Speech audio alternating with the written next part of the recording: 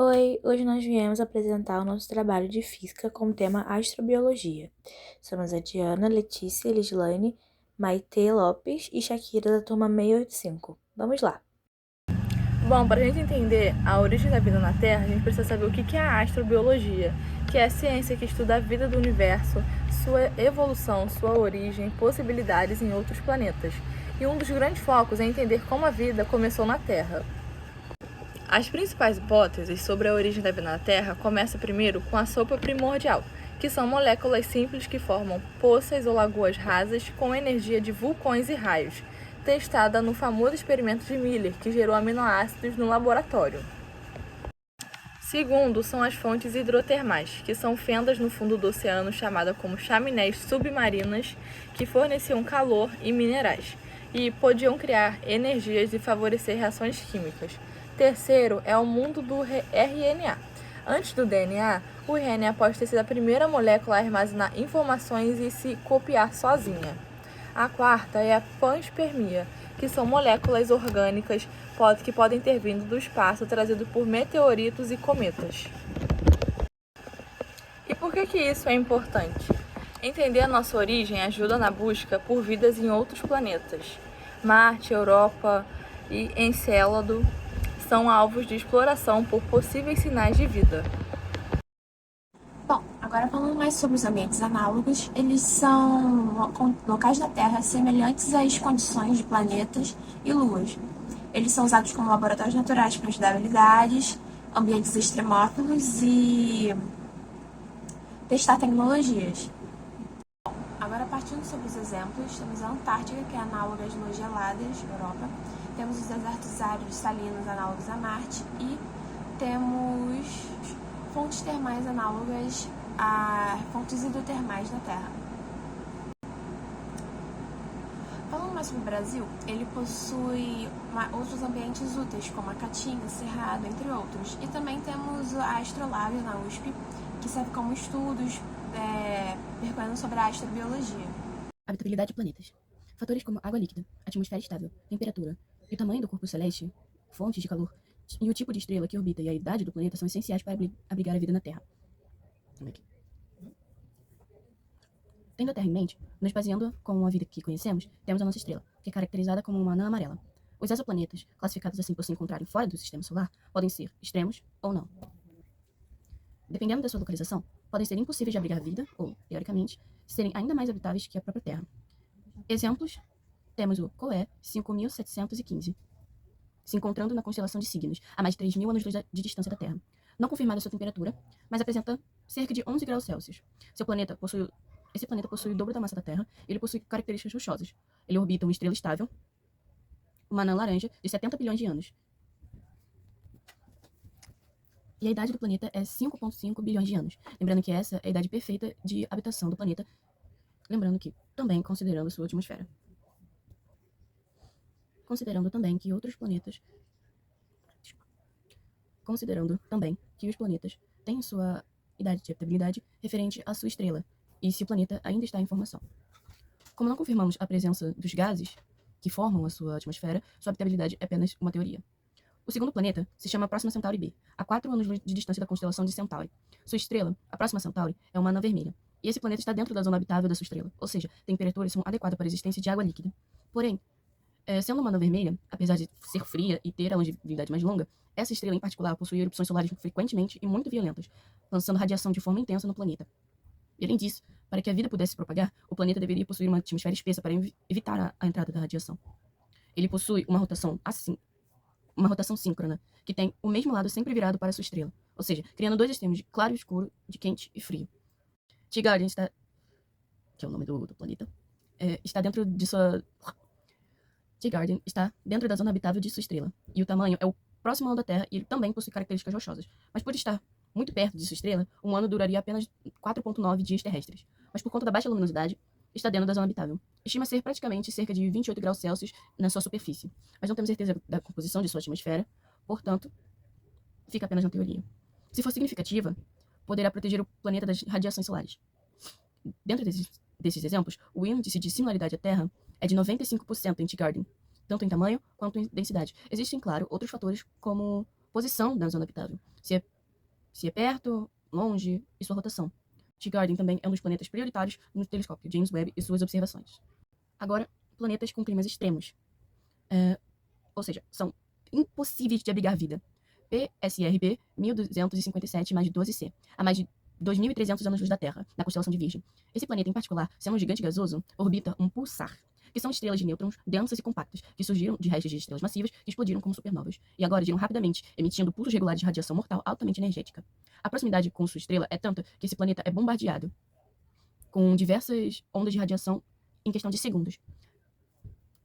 E cada rotação desse pulsar emite tamanha radiação que qualquer forma de vida seria obliterada imediatamente ao contato. E esse planeta, lembrando que a sua origem é a sobrevivência à catástrofe da supernova que criou o pulsar, ou seja, é um planeta sobrevivente. Agora, outro planeta impossível de abrigar vida é Kelt 9b, a 670 anos da Terra, também conhecido a 670 anos-luz da Terra, também na constelação de Signos, assim como COI 5715. Kelt 9b é o planeta mais quente já descoberto, tendo 4.300 graus Celsius na sua superfície, sendo tão quente quanto algumas estrelas. Este, de fato, é um gigante gasoso que orbita muito perto de sua estrela, que é classificada como azul, estando tão perto dela que completa uma órbita em 2 dias. A proximidade faz com que o planeta literalmente se desintegre aos poucos à medida que sua atmosfera é vaporizada pelo calor intenso de sua estrela, tornando a vida impossível, até porque o planeta em si não consegue sobreviver. Alguns lugares promissores são Marte, que já teve água líquida, Europa, com o oceano subterrâneo, Encélado, com plumas de vapor com compostos orgânicos, e Titã, com lagos de hidrocarboneto. Algumas missões importantes são Perseverance em Marte, que busca sinais de vida antiga, o James Webb, que analisa a atmosfera de exoplanetas, o TESS, que encontra planetas em zonas habitáveis, e o Europa Clipper, que vai investigar o oceano de Europa. Algumas formas de procurar são detectando gases como oxigênio e metano em planetas, procurar sinais artificiais como rádio ou laser, ou usar sondas e rovers para analisar amostras. Algumas descobertas recentes são indícios de moléculas ligadas à vida em exoplanetas, e o estudo que sugere que raios cósmicos poderiam sustentar a vida em planetas extremos. Alguns desafios são diferenciar a química sem vida de sinais biológicos, confirmar indícios, se indícios realmente significam a vida, e limites da tecnologia atual. Em resumo, a busca se une a várias ciências e pode mudar a nossa visão do universo. Não tem prova definitiva de vida fora da Terra, apesar de muitos locais e sinais serem promissores. Agora vamos falar sobre a química e a bioquímica na astrobiologia. A bioquímica ela estuda processos químicos que sustentam a vida na Terra. E a química prebiótica estuda como esses seres surgiram no passado. Bom, e na bioquímica da vida é estudado muito sobre os ácidos nucleicos, como DNA e RNA, lipídios, as proteínas, os carboidratos, a produção de energia por ATP via fermentação ou respiração, a fotossíntese também que gera energia, e os extremófilos, que são basicamente micro-organismos que vivem em condições extremas, como muito calor, ou salinidade, e assim por diante. Já na química prebiótica é estudado como essas células se desenvolveram para o sistema biológico. E dentro delas há 3 teorias. A teoria de Miller, que simula a atmosfera primitiva, que gerou aminoácidos. A teoria da RNA, que ele surgiu antes do DNA e de proteínas, catalisando e armazenando informações. E também a hipótese das fontes hidrotermais, que eram hidrotermais oceânicas, que os minerais poderiam catalisar reações.